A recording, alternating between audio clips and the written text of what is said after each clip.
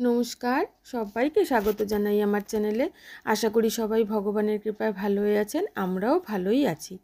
আজকে বৃহস্পতিবার মানেই তো পুরনো জামাকাপড় বদলে ঠাকুরকে নতুন করে স্নান করিয়ে নতুন জামাকাপড় পরানো। এবার বৃহস্পতিবার পুজো দিতে যেহেতু অনেকটাই সময় লাগে, কিন্তু এই কাজগুলো করতে করতে কোথা থেকে সময়টা কেটে যায় বোঝাও যায় না।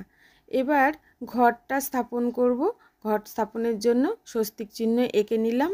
এঁকে নিয়ে তারপরে আম পল্লব, বেলপাতা, ফুল টুল দিয়ে রেডি করে নিলাম। নিয়ে এবার এক ঘটের নিচে একটু ধান, দুব্বা আর আতপ চাল দিয়ে ঘরটা বসিয়ে দিলাম।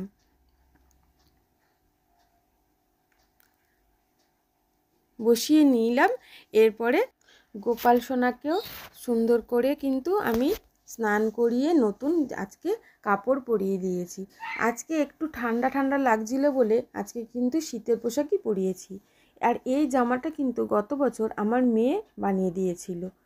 আর লাস্টে আমি প্রত্যেক বৃহস্পতিবার মায়ের দুটো চরণ আর একটা ধানের ছড়াও এঁকে দিই।